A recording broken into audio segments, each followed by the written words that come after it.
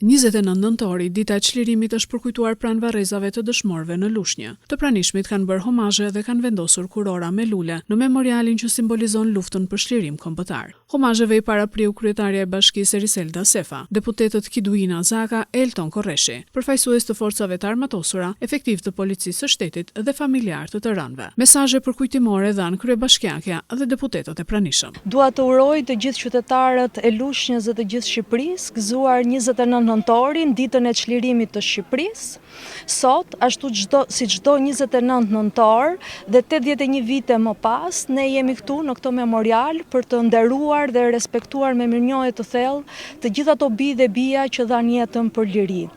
Sepse kur respekton dhe nderon dëshmorët e atdheut, ne kultivojmë në brezat e rinj parimet themelore të mirënjohjes dhe respektit të përjetshëm për historinë e popullit tonë. Sot përkujtojmë 81 vjetorin e çlirimit të Shqipërisë. Mirënjohje dhe respekt për gjithë luftën e tyre, për gjithë sakrificën e gjithë djemve dhe vajzave lushnjare, të cilët dhanë jetën e tyre për lirinë e Shqipërisë. Vim në varretat e dëshmorëve të rikonstruktuara nga Bashkia Lushnjë, një investim të cilat sot i kthejnë në dinjitetin e tyre varretat e dëshmorëve dhe japim vlerën që i takon, me mirënjohje dhe respekt për gjithë sakrificën, për ëndrrën e të parëve tanë, për Shqipërinë drejt Bashkimit Evropian, sot një ëndër e cila po bëhet realitet, Shqipëria drejt Bashkimit Evropian. Të gjithë qytetarët e Lushnjës, por dhe të gjithë Shqipërisë, gëzuar ditën e çlirimit, mirënjohje për të gjithë dëshmorët e kombit, për sakrificën që dhanë jetën e tyre dhe na lanë trashëgimni Shqipërinë e bukur dhe të pavarur. Faleminderit.